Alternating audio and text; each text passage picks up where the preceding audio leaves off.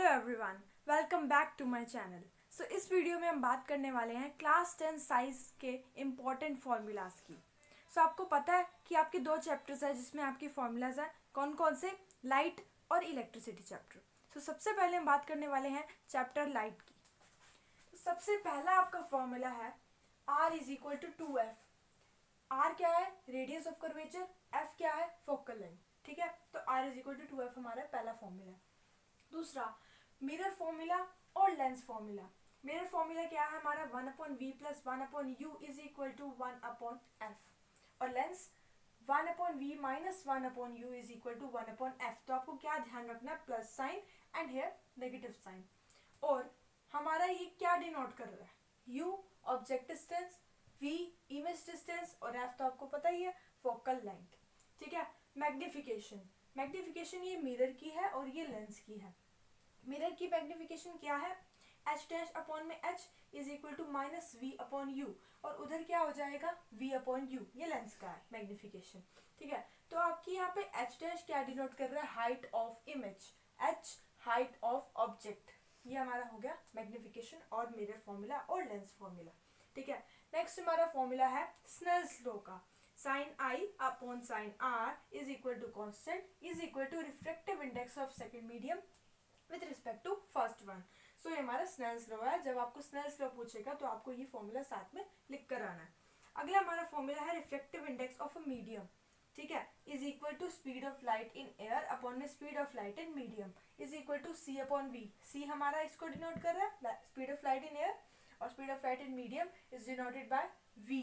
ठीक है, और हमारी speed of light in air की वैल्यू क्या होती है? 3 इंटू 10 की पावर 8 मीटर पर सेकेंड। ये आपको ध्यान रखना है, आपके क्वेश्चन सॉल्व करने में आपको हेल्प करेगा। फिफ्थ हमारा जो फॉर्मूला है वो है हमारा पावर ऑफ लेंस का। पावर ऑफ लेंस क्या होती है? 1 अपॉन फोकल लेंथ। और जो हमारी फोकल लेंथ है वो हमारी मीटर में होनी चाहिए। बाय चांस आपको क्वेश्चन आ गया जिसमें आपको पावर जो है फोकल लेंथ जो है आपको सेंटीमीटर में दी हुई है, तो आपको सेंटीमीटर से पहले मीटर में कन्वर्ट करनी है, फिर ही आप उसकी पावर निकालोगे। ठीक है, तो पावर की हमारी यूनिट क्या है? डायोप्टर। तो ये थे आपके चैप्टर लाइट के फॉर्मूलाज। ठीक है, तो अब हम बात करते हैं इलेक्ट्रिसिटी चैप्टर की। तो सबसे पहला हमारा फॉर्मूला है Q is equal to NE। Q क्या डिनोट कर रहा है? Electric charge. N number of electrons, E 1.6 into 10 की पावर माइनस 19 कूलम इसकी वैल्यू होती है। ठीक है, नेक्स्ट हमारा फॉर्मूला है Q is equal to IT। Q मैंने आपको बताया electric charge, I current, T time in seconds. ठीक है, और नेक्स्ट आपका फॉर्मूला है V is equal to work done upon में चार्ज। ठीक है, तो ये पोटेंशियल डिफरेंस है, ये वर्क डन है और ये इलेक्ट्रिक चार्ज है। आपको पता भी होना चाहिए कि क्या क्या चीज है, क्योंकि फॉर्मूला लर्न करने के बाद आपको सॉल्व भी तो करना है उसे। नेक्स्ट है आपका Ohm's law. V upon I is equal to constant जो कि हमारा होता है रेजिस्टेंस R।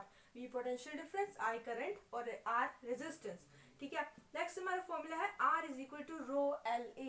रो क्या है? रेजिस्टिविटी, रेजिस्टिविटी है और ये इसका फॉर्मूला है रेजिस्टिविटी का। तो आप रेजिस्टिविटी का मतलब अगर आपको फॉर्मूला निकालना है तो आप इसको उधर ले जाओगे, डिवाइड मल्टीप्लाई कर दोगे, वो मैथ्स का आपको आना चाहिए। ठीक है, तो आप उस हिसाब से अपना एक क्वेश्चन है ना आपका 12.5 आई थिंक, तो उसमें आपको ये यूज करना है, उसमें आपको रेजिस्टिविटी निकालनी है जैसे। ठीक है, तो आपका नेक्स्ट फॉर्मूला है रेजिस्टेंस इन सीरीज का। ठीक है, तो आप क्या उसमें क्या फॉर्मूला है? R1 plus R2 plus R3। ऐसे ही जितने भी आपको रेजिस्टेंस दे रखे हैं उसके हिसाब से आप उसको फॉर्मूला को अप्लाई करोगे। नेक्स्ट है 1 अपॉन RP जो कि हमारा पैरेलल का फॉर्मूला, रेजिस्टेंस इन पैरेलल। ठीक है, तो 1 upon RP is equal to 1 upon R1 plus 1 upon R2, ऐसे करते करते आगे जितने आपको दे रखे हैं। नेक्स्ट हमारा फॉर्मूला है जो कि हमारा बहुत इंपॉर्टेंट क्वेश्चन बनता है, जूल्स लॉ। जूल्स लॉ का हमारा फॉर्मूला क्या है? H is equal to I square RT।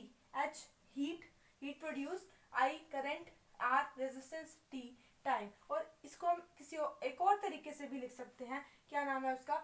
VIT। ठीक है, ये ध्यान रखना, कभी आपको जब आपको VIT दे रखा हो तब आपको ये फॉर्मूला लगाना है, अगर आपको R भी दे रखा है तो आपको ये फॉर्मूला लगाना है। नेक्स्ट फॉर्मूला है पावर का।